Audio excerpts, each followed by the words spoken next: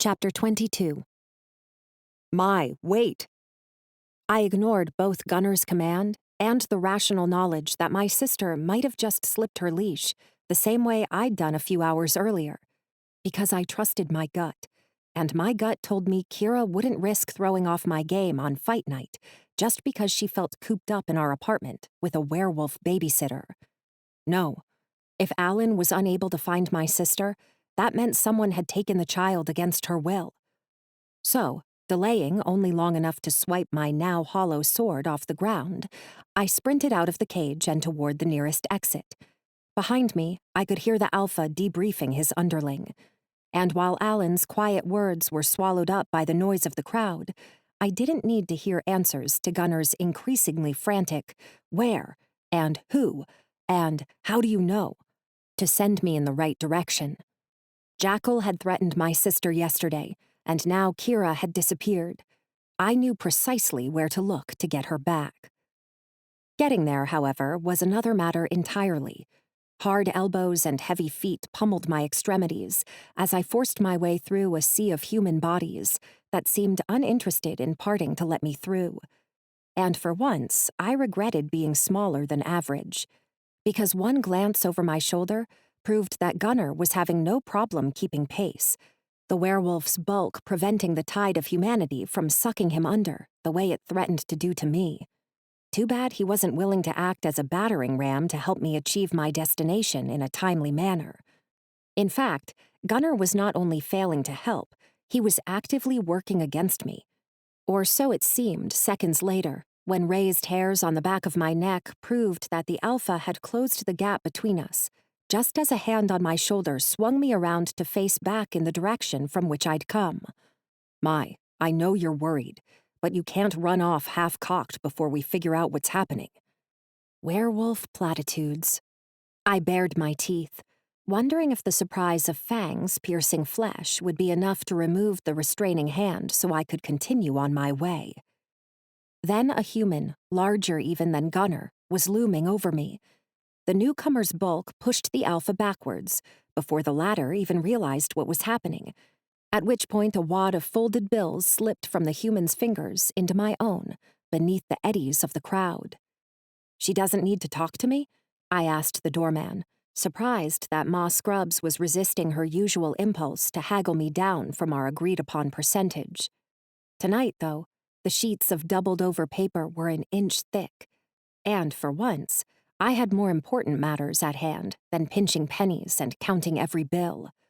So I accepted the doorman's silence as implicit agreement, then turned and sped through the open tunnel he'd left behind him as he pushed his way through the crowd to reach my side. Breaking out into the alley at last, I breathed in one huge gulp of much-needed oxygen, and finally I turned to face the Alpha, who I still hadn't managed to shake off my tail. Which apparently was a good thing, because no matter how I poked at the issue, one fox shifter against a couple dozen werewolves wasn't good odds for freeing my sister. So I closed my eyes, sighed, and accepted the inevitable. "I need your help," I admitted. "Your help, and the help of your most trustworthy men." "These are your most trustworthy men? This is where you think your sister is being held?" We were talking at cross purposes, and honestly, I could see Gunner's point.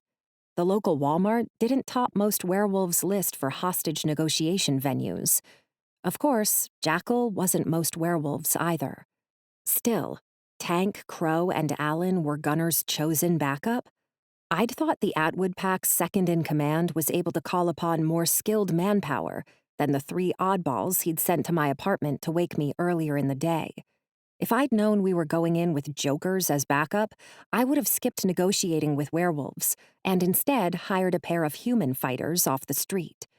Because all I really needed for this job was 2 dependable allies.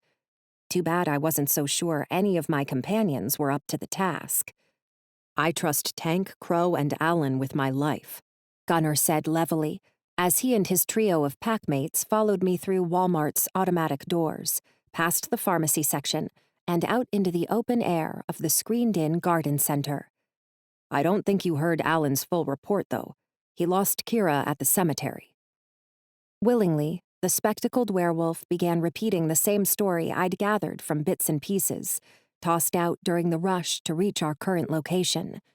Since I'd already guessed the details before I heard them, though, I tuned out the male's repetition and began navigating by scent alone. Not many people visited the garden center in early March, so I wasn't surprised to be able to pick out Jackal's trail as easily as ever. Actually, there were half a dozen pathways leading to the same location. The amount of time the male spent browsing likely dependent upon how many humans were around when he initially arrived.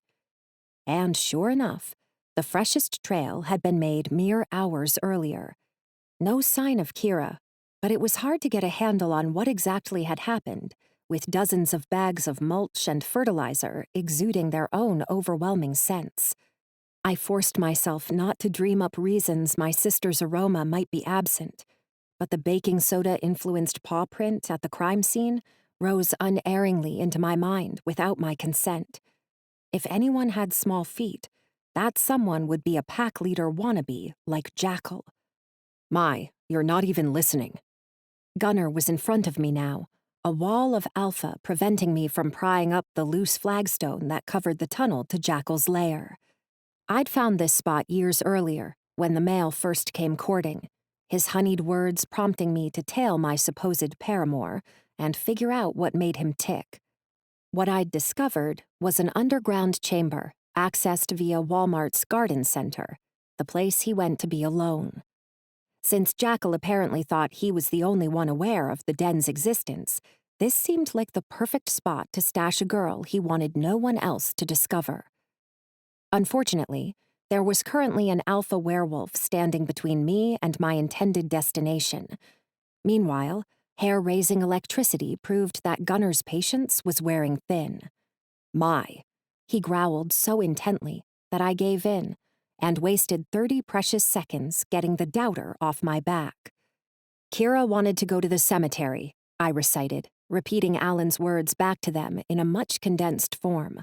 To the pond in the middle with the huge weeping willow and the spring-fed waterfall covered in moss. That's where she always wants to go. That's where we spread our father's ashes. I'm sorry.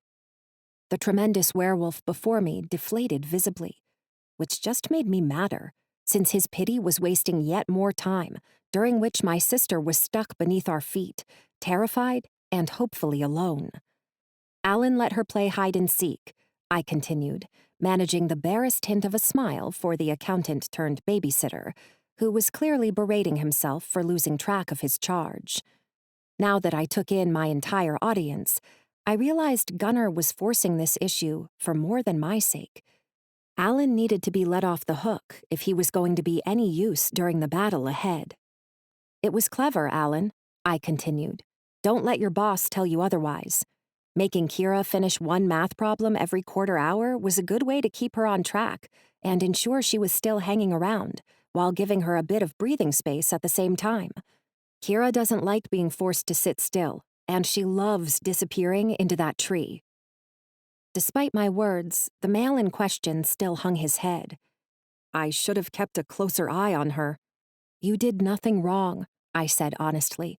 Someone snatched my sister, and now we're going to get her back. I turned around then to face that all-important flagstone, ready to push Gunnar out of the way if necessary. But it turned out my words had achieved their original goal, as well as softening Alan's penchant towards self-chastisement. Because the argumentative alpha was no longer standing atop the hidden entrance, and he even knelt down to help me slide the covering aside, without being asked. The hole we revealed was barely large enough to crawl through, dirt-lined and dark as far as the eye could see. Predictably, my fox nature perked up at the close, dank confines. The wolves behind me, on the other hand, sucked in one united, claustrophobic breath. This is why you didn't want more backup, Gunnar murmured. Like me, he was now understanding that whoever waited on the other end of the tunnel could pick off invaders at his leisure. There was no point in bringing an army to a battle that, by necessity, had to be fought one-on-one. I needed a single dependable wolf at my back, and a few more guarding the exit. After that, the battle would turn on skill level alone. Correct, I answered.